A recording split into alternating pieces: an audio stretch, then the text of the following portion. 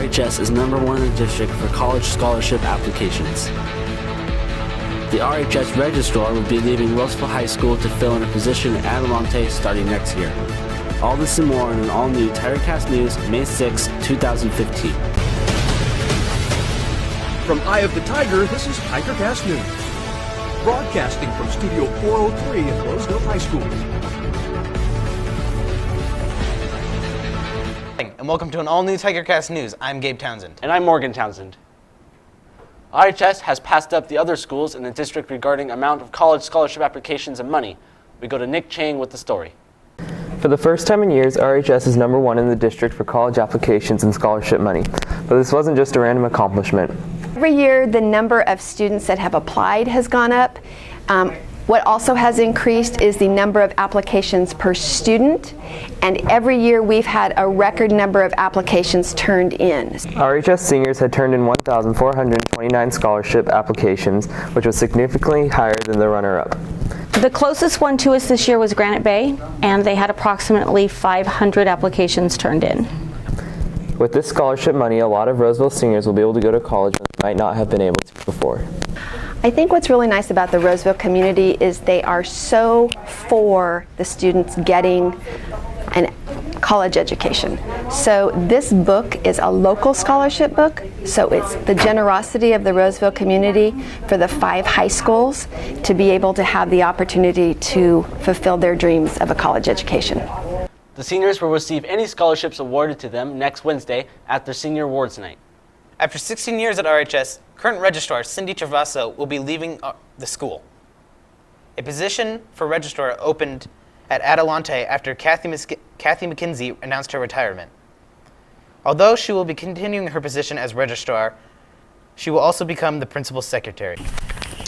It was a promotion opportunity for me, and I love what I'm doing, and I wanted to stay within the district, and so I applied for the position of administrative secretary for Adelante. Some juniors are having conflict feelings about their class colors.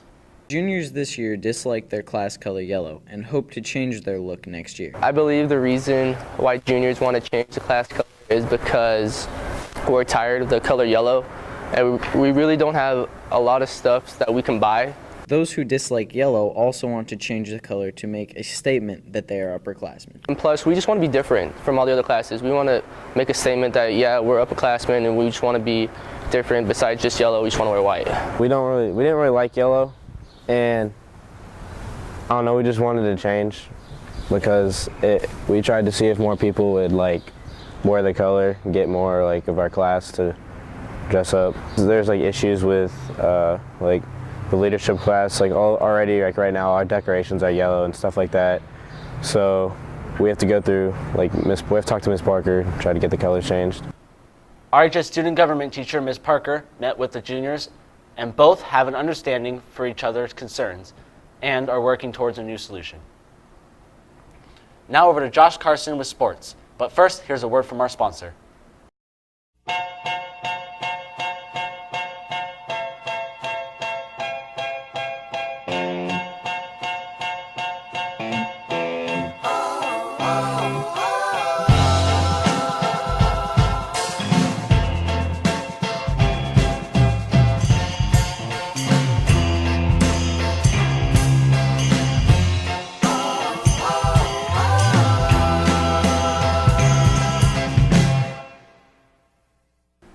Thanks, Morgan.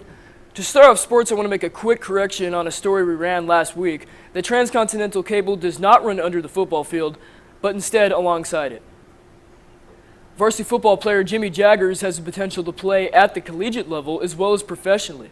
It's time for TCSN's special presentation of Moves Like Jaggers, a mini documentary.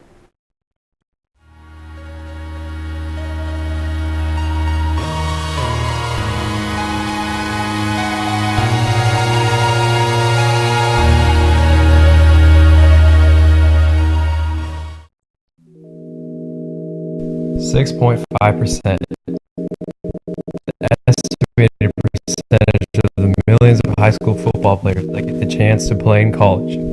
Although chances are slim, sophomore standout Jamie Jaggers is making great progress in doing so.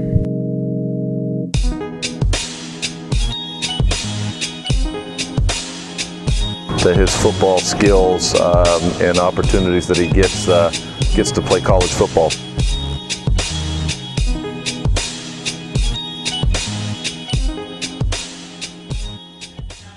To increase his chance at making it big, Jaggers has to travel across the nation to attend several camps and visit potential colleges.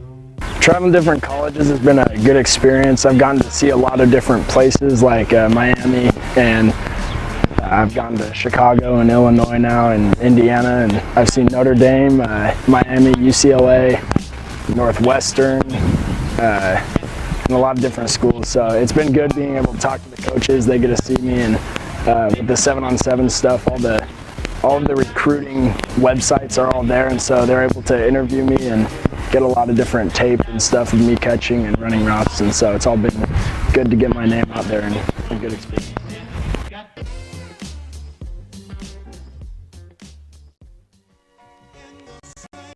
As well as interest from colleges such as Utah, Notre Dame, Nebraska, Oregon State, Miami, Arizona, Tennessee, USC, FDSU, and Michigan. The 6'4", 230-pound tight end has received offers from Louisville and Northwestern. If he continues to excel on the field throughout the rest of his high school career, Jaggers will attract the attention of a wide variety of colleges. Right now he's got a couple verbal offers, so he's got a couple years yet that he's got to go out and play.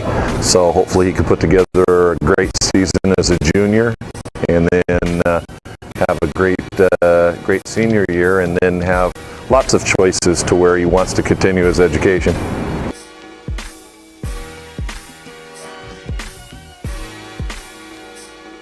It takes more than just athleticism to be a D1 recruit. Adding to his talent on the field, Jaggers excels in the classroom and is a 4.0 student. Well, first, he's a great student, so that's going to open up some windows for him in addition to his football skills and opportunities that he gets to play college football. He is enrolled in multiple honor classes, thus proving his education is very important and definitely a priority.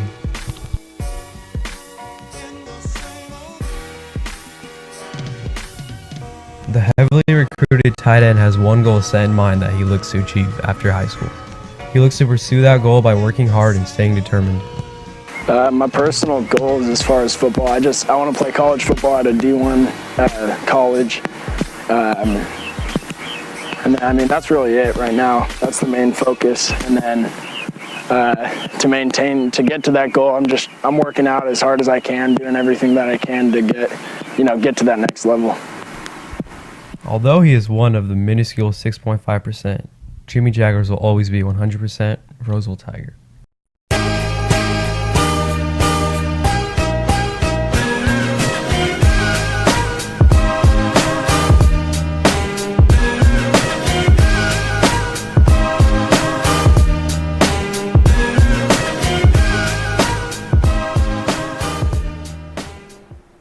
Jaggers will be attending a Rivals football camp this Sunday in Los Angeles.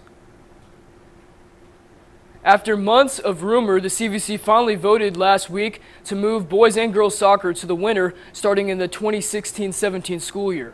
Tommy Edwards. It has been officially announced that soccer is now a winter sport for boys and girls. I think the two reasons they did it is one, to balance it out so that the winter has more sports and spring's not so impacted. I think the other reason, the other big reason, was that they want to make a statewide playoff system for soccer, and they can't do it if different sections are playing in different seasons. While the move helps out the fall and spring sports, it causes a tough decision to be made by those who play a winter sport and soccer. Does Edwards want it? He fakes. He's got a shot at it. Yes! Tommy Edwards wants his game to stay alive. I think it'll affect basketball and soccer because some of the girls that play basketball also play soccer, so they're going to be forced to choose between whichever one they want to do, and it'll affect the other sport that they were playing before.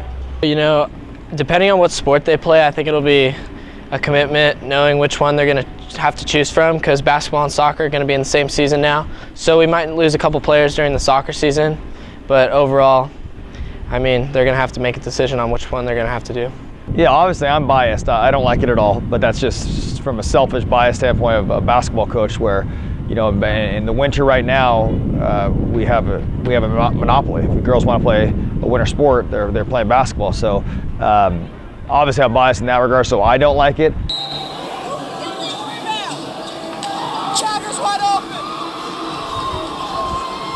Another question rises, will this move enhance or deplete the number of three-sport athletes?